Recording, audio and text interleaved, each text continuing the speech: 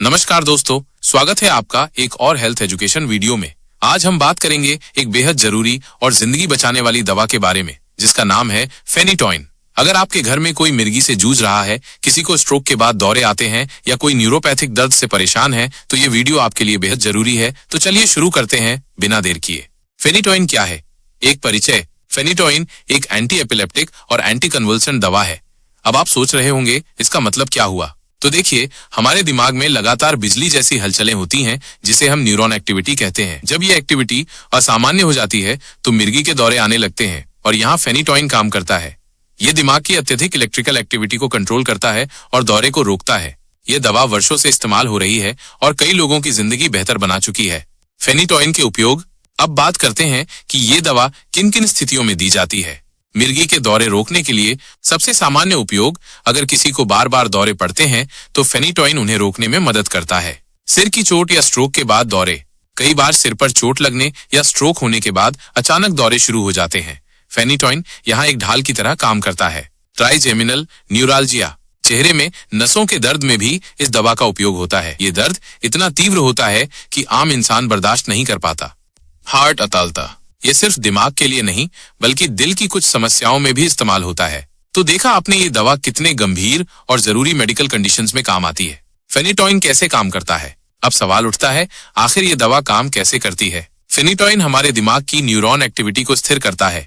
ये दिमाग की असामान्य इलेक्ट्रिकल फायरिंग को रोकता है, जिससे दौरे नहीं आते। इसके अलावा नसों में दर्द और झंझनाहट को कम करता है। सिग्नल ट्रांसमिशन को बैलेंस करता है, जिससे स्ट्रोक और नर्व डिसऑर्डर में आराम मिलता है। यानी ये सिर्फ दौरे ही नहीं रोकता, बल्कि नर्व सिस्टम को भी स्थिर और शांत करता है।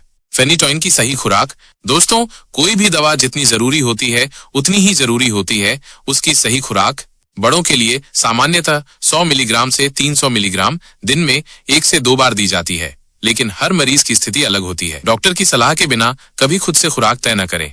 बच्चों के लिए ये उनकी उम्र और वजन पर निर्भर करता है। बच्चों के लिए खुराक बिल्कुल सटीक और डॉक्टर के निर्देश अनुसार होनी चाहिए। ध्यान रखें, ये दवा भोजन के बाद दी जाती है और पानी के साथ निगलनी होती है। इसे अचानक बंद करना खतरनाक हो सकता है। दौरे दोबारा शुरू हो सकते हैं, इसलिए हमेशा डॉक्टर से परामर्श लें। फेनिटॉइन के साइड इफेक्ट्स। अब बात करते हैं उस हिस्से की जिसे अक्सर लोग नजरअंदाज कर देते हैं, यानी साइड इफेक्ट्स। हर दवा के कुछ न कुछ दुष्प्रभाव हो सकते हैं। फेनिटॉइन के भी हैं। चक्कर आना या नींद आना, मसूड़ों की सूजन जिसे हम जिंजिवल हाइपरप्लेशिया कहते हैं, त्वचा पर रैशेज या एलर्जी, पेट खराब, उल्टी या मतली हड्डियों की कमजोरी, खासकर लंबे समय तक इस्तेमाल करने पर। अगर कोई भी लक्षण असहनीय लगे तो तुरंत डॉक्टर से संपर्क करें। किन लोगों को फेनिटॉइन नहीं लेना चाहिए? अब एक और जरूरी बात, हर किसी के लिए ये दवा सही नहीं होती। लिवर या किडनी के मरीज, गर्भवती महिलाएं बिना डॉक्टर की सलाह के कभी न ले।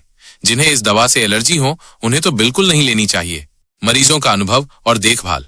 दोस्तों, मैं ऐसे कई परिवारों को जानता हूं जहां फेनिटॉइन ने जिंदगी बदल दी। एक महिला जिनका बेटा बार बार मिर्गी के दौरे से परेशान था, जब डॉक्टर ने फेनिटॉइन शुरू की तो कुछ हफ्तों में दौरे रुक गए। उनकी मां की आंखों में जो सुकून था वो आज भी मुझे याद है। लेकिन दूसरी तरफ एक सज्जन ने बिना डॉक्टर की सलाह के खुराक बढ़ा ली और उन्हें गंभीर साइड इफेक्ट्स हुए। तो ध्यान रखिए, जानकारी और सतर्कता ही सबसे बड़ा इलाज है। कुछ जरूरी बातें, नियमित रूप से खून की जांच करवाएं ताकि दवा का लेवल सही रहे। अगर कोई और दवा ले रहे हैं तो डॉक्टर को जरूर बताएं। दवा समय पर और नियमित लें। इसे अचानक बंद न करें।